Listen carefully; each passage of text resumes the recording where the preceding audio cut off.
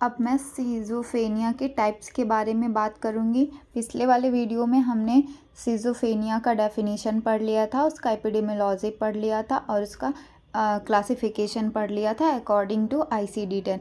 अब हम सिज़ोफ्रेनिया के टाइप्स पढ़ेंगे। Clinical types, it means clinical के हिसाब से कौन, मतलब कि clinical type of schizophrenia, clinically कौन से सिज़ोफ्रेनिया के टाइप्स जो है हमारे लिए इम्पॉर्टेंट है, बस हम वो पढ़ेंगे। फर्स्ट जो है paranoid schizophrenia, hebephrenic schizophrenia, catatonic schizophrenia, residual schizophrenia, undifferentiated schizophrenia, simple schizophrenia, post schizophrenic depression. तो हम सबसे पहले बात करेंगे पैरानॉइड सिज़ोफ्रेनिया। पैरानॉइड मीन्स होता है डिल्यूज़न। इस डिल्यूजन जिसमें पेशेंट जो है उसको लगता है, डिल्यूजन मीन्स ये होता है कि पर्सन को लगता है कि कोई हमारे बारे में बात कर रहा है, वो फॉल्स बिलीव होता है। फॉल्स बिलीव को हम लोग डिल्यूजन कहते हैं। इसमें पैरानॉइड सिज़ोफ्रेनिया को हम लोग डिल्यूजन से भी समझ सकते हैं। ये डिल्यूजन जो है उसके टाइप्स होते हैं। फर्स्ट है डिल्यूजन ऑफ परसिक्वेंस। डिल्यूजन ऑफ परसिक्वेंस में पेशेंट को ऐसा लगता है कि अगर कोई बात कर रहा है, कोई पर्सन भी उसके सामने बात कर रहा है, तो उसको लगेगा वो पर्सन मेरे ही बारे में बात कर रहा है। Delusion of reference. Delusion of reference means इसमें जो पेशेंट है उसको ऐसा लगता है कि टीवी में, न्यूज़ में, जहाँ पे भी बात हो रही है, मतलब कुछ भी है, तो उसको लगता है कि सारी जगह मेरे ही बारे में बात हो रहा है, मतलब कि सब मेरे से ही रिलेटेड सब कुछ हो रहा है, सब चीज़ों को मैं ही कंट्रोल कर रहा हूँ, उसको ऐसा लगता है। डिल्यूजन ऑफ जेलेसी, जो जिस पर्सन को डिल्यूजन ऑफ जेलेसी सिज़ोफ्रेनिया रहता है, उसको लगता है कि उसका पार्टनर जो वो उससे चीट कर रहा है, तो वो आ जाता है डिल्यूजन ऑफ जेलेसी। नेक्स्ट जो है delusion of grandiosity. Delusion of grandiosity में पेशेंट को लगता है कि वो भगवान है, उसके अंदर स्टुपिडनेस आ जाता है, उसको लगता है कि वो भगवान है, वही सब कुछ कंट्रोल कर रहा है, ऐसा पेशेंट को लगता है। हेलुसिनेटरी वॉइस, मतलब कि वो डरावनी आवाज़ें निकालता है। डिस्टर्बेंस ऑफ बिहेवियर, उसके बिहेवियर्स में भी डिस्टर्बेंस देखने को मिलता है। ये रहा हमारा पैरानॉइड सिज़ोफ्रेनिया। पैरानॉइड सिज़ोफ्रेनिया और नेक्स्ट हम लोग पढ़ेंगे हैबोफेनिक सिज़ोफ्रेनिया। हैबोफेनिक मीन्स होता है, hebephrenic is also known as disorganised. Disorganised मतलब कि एक होता है ऑर्गेनाइज्ड मैनर, एक होता है डिसऑर्गेनाइज्ड मैनर, मतलब कि जो उसका मैनर रहता है उसमें इम्पेयरमेंट आ जाता है। उसके अंदर पुअर प्रीमॉर्बिड पर्सनालिटी देखने को मिलती है, जिस पेशेंट को भी ये हैबोफेनिक सिज़ोफ्रेनिया है उसको। थॉट डिस्टर्बेंस देखने को मिलता है। Severe loosening of association. Loosening of association means ये होता है कि पेशेंट जो वो कंफ्यूज रहेगा, क्या करे क्या ना करें, इसमें वो कंफ्यूज रहता है। एक्सट्रीम सोशली इम्पेयरमेंट, पेशेंट जो है वो सोशली इम्पेयरमेंट रहता है, मतलब कि सोशली विड्रॉल रहता है, वो अकेले पसंद करता है, किसी से घुलना मिलना नहीं पसंद करता है, ये चेंजेबल होता है। Now next catatonic schizophrenia. ये थर्ड टाइप है सिज़ोफ्रेनिया। कैटाटोनिक सिज़ोफ्रेनिया में क्या होता है, मोटर डिस्टर्बेंस होता है, मोटर डिस्टर्बेंस हो जाता है उसमें, और ये दो पार्ट में डिवाइड होता है। पहला जो है कैटाटोनिक स्टूपर, दूसरा जो है कैटाटोनिक एक्साइटमेंट।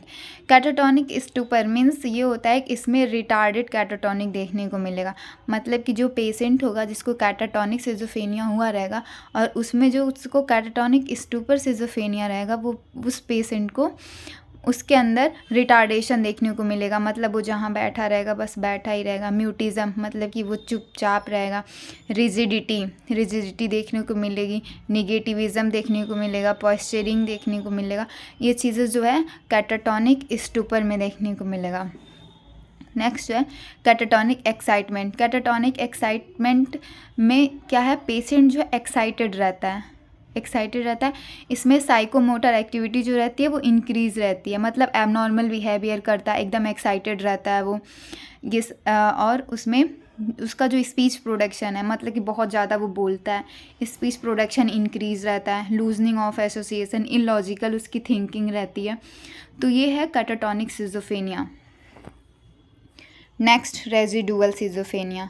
रेजिडुअल सिज़ोफ्रेनिया में क्या होता है कि जिस पेशेंट को रेजिडुअल सिजोफ्रेनिया होता है उसमें क्या होता है कि वो पेशेंट जो होता है एक बार मतलब कि वन एपिसोड ऑफ सिजोफ्रेनिया को वो एक्सपीरियंस कर चुका होता है।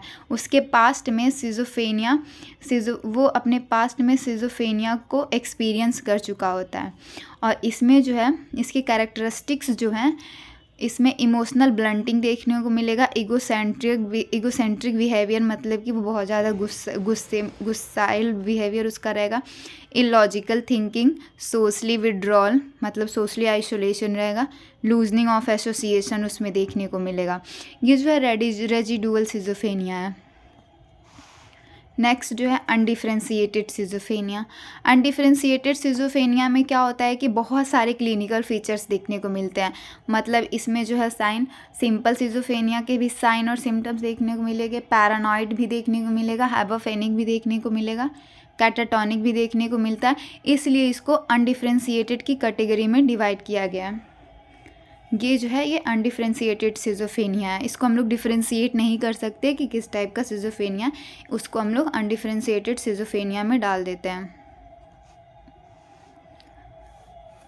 और ये लास्ट जो है वो है सिंपल सिजोफ्रेनिया। सिंपल सिजोफ्रेनिया में क्या होता है कि इसके ये it is characterised by early and insidious onset progressive course. इसका जो है प्रोग्रेसिव कोर्स होता है और इसको जल्दी डिटेक्ट नहीं किया जा पाता है क्योंकि इसमें जो है निगेटिव सिम्टम्स देखने को मिलते हैं। निगेटिव सिम्टम्स वो होता है जिसके बिहेवियर में कोई चेंजेस नहीं होते हैं, जैसे कि एलोजिया देखने को मिल गया, एडोनिया देखने को मिल गया, ये सारी चीज़ें निगेटिव सिम्टम्स उसमें देखने को मिलते हैं। तो इसकी वजह से सिंपल सिजोफ्रेनिया को आइडेंटिफाई कर पाने में बहुत टाइम लग जाता है, इसलिए ये प्रोग्रेसिव कोर्स होता है। लास्ट जो है वो है post depressive symptoms. Post depressive symptoms में क्या इसके कैरेक्टरिस्टिक्स जो क्या होते हैं, इसमें डिप्रेशन के फीचर्स देखने को मिलते हैं। मतलब कि इसमें डिप्रेशन के फीचर्स जो हैं वो डेवलप्ड होते हैं। द प्रेजेंस ऑफ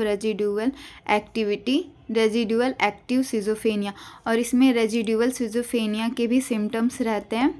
और इसमें क्या होता है कि सुसाइडल टेंडेंसी जो होती है वो इंक्रीज़ रहती है। मैं इतना शॉर्ट इसलिए बता रही हूँ क्योंकि हमें याद नहीं होता है।